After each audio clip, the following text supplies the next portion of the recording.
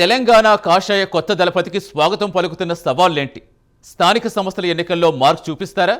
Jubilee hills assembly ఉప ఎన్నిక కొత్త సారథికి అగ్ని పరీక్షేనా?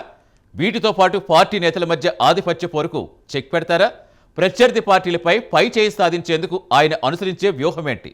రామచంద్రరావుకు అండగా పార్టీలో నిలిచేదెవరు? అడ్డుగా నిలిచేదెవరు?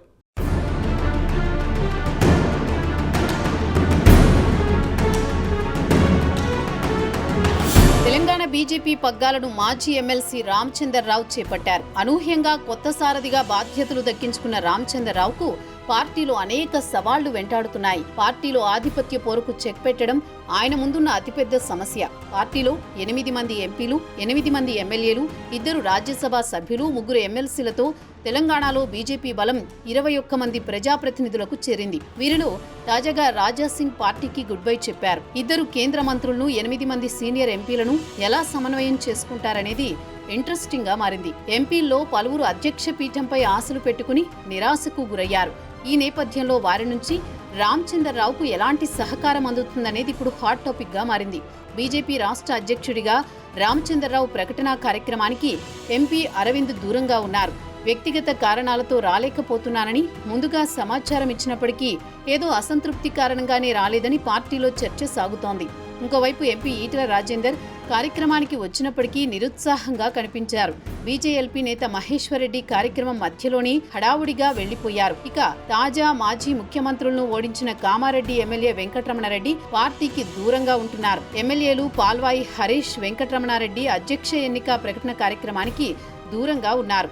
వీరందరినీ సమన్వయం చేసుకోవడం రామచంద్రరావు ముందున్న పెద్ద సవాల్. కీలక నేతల మధ్య ఆధిపత్య పోరుతో ఎలా ముందుకు వెళ్లారనేది ఇప్పుడు పార్టీలో హాట్ టాపిక్ గా మారింది.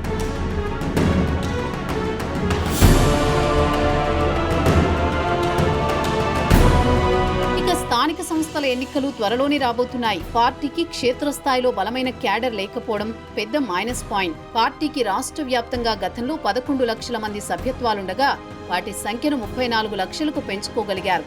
పార్లమెంట్ ఎన్నికల్లో 35% పైగా ఓట్లు సాధించారు. స్థానిక సంస్థల ఎన్నికల నాటికి ఆ ఓటు శాతాన్ని కాపాడుకోవడం పార్టీకి పెద్ద సవాల్. రాష్ట్ర అధ్యక్ష బాధ్యతలు చేపట్టిన రామచంద్రరావుకు లోకల్ బాడీ ఎన్నికల్లో పార్టీ కార్యకర్తలను గెలిపించుకోవడం పరీక్ష అనే చెప్పుకోవచ్చు. ఇక ఉమ్మడి నల్గొండ, వరంగల్, ఖమ్మం జిల్లాల్లో పార్టీ బలహీనంగా ఉంది. ఈ జిల్లాల్లో బీజేపీ బలోపేతం కోసం స్పెషల్ గా ఫోకస్ పెట్టాల్సి ఉంది. పాత బస్తీలో 7 నియోజకవర్గాల్లో బీజేపీకి బలమైన క్యాడర్ ఉన్నప్పటికీ ఎంఐఎంను దాటి ముందుకు రావడం పెద్ద సవాల్. ఎంపీటీసీ, జెడ్పీటీసీ, మున్సిపల్ కౌన్సిలర్లు, కార్పొరేటర్ అభ్యర్థులను తయారు చేసుకోవడం బీజేపీ ముందున్న పెద్ద పరీక్ష.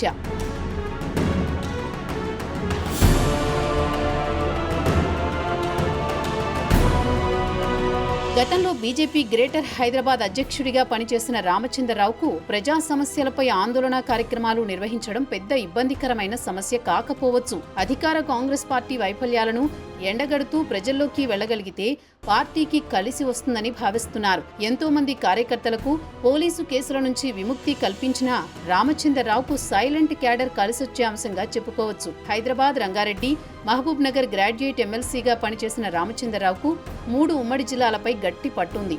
నొప్పించక తానువ్వక అనే టైప్లో పార్టీ నేతలను కలుపుకుని వెళ్లే రామచంద్రరావుకు పార్టీలో కీలక నేతలంతా అండగా నిలిచే అవకాశం ఉంది. జాతీయ స్థాయిలో కిషన్ రెడ్డి, లక్ష్మణ్ తదితర నేతల సహకారంతో పార్టీలో తనదైన మార్కు వేసుకునేందుకు రామచంద్రరావు అడుగులు వేయవచ్చని పార్టీలో చర్చ సాగుతోంది.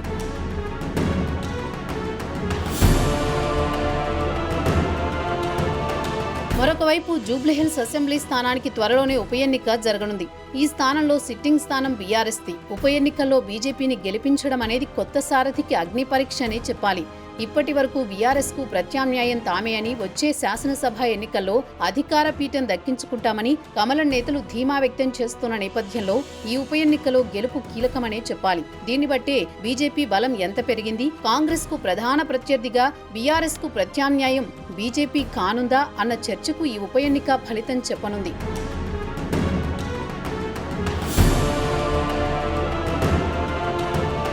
ప్రతిపక్ష పార్టీగా ఉన్న బీజేపీ అధికారంలో ఉన్న కాంగ్రెస్ పాలనపై కొత్త అధ్యక్షుడి సారథ్యంలో ఎలా పోరాడుతుందన్నది చూడాలి. జాతీయ స్థాయిలోనూ రాష్ట్రంలోనూ బీజేపీకి కాంగ్రెస్ పార్టీ ప్రత్యర్థి పార్టీనే. ప్రజలకు అనుకూలంగా, కాంగ్రెస్ పార్టీకి వ్యతిరేకంగా ఎలాంటి ప్రణాళికలతో ప్రజల్లోకి వెళ్లారన్నది కొత్త సారథికి ఛాలెంజ్ లాంటిదే.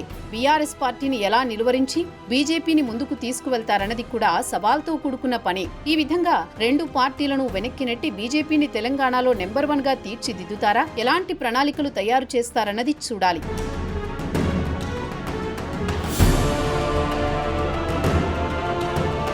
ప్రతిపక్ష పార్టీకి అధికార పీఠం దక్కించుకోవడమే ప్రధాన లక్ష్యం. దక్షిణాది రాష్ట్రాల్లో కర్ణాటక ఒక్క రాష్ట్రంలోనే ఇప్పటి వరకు కాషాయ పార్టీ అధికార పీఠం దక్కించుకుంది. ప్రస్తుతం అక్కడ బీజేపీ ప్రధాన ప్రతిపక్ష హోదాలో ఉంది. ఇక రాష్ట్రం మినహా మరే దక్షిణాది రాష్ట్రంలో బీజేపీ అధికారం దక్కించుకోలేకపోయింది. అయితే తెలంగాణ రాష్ట్రం ఆ పార్టీని ఊరిస్తోంది. గత శాసనసభ, పార్లమెంటు ఎన్నికల ఫలితాలు బీజేపీ నేతల్లో ఉత్సాహాన్ని నింపాయి. గట్టిగా కష్టపడితే తెలంగాణలో అధికార పీఠం దక్కించుకోవడం పెద్ద కష్టం కాదన్న అభిప్రాయంలో జాతీయ నేతలు ఉన్నారు. ఆ దిశగా పార్టీని నడిపించాల్సిన బాధ్యత ఇప్పుడు కొత్త సారథిదే.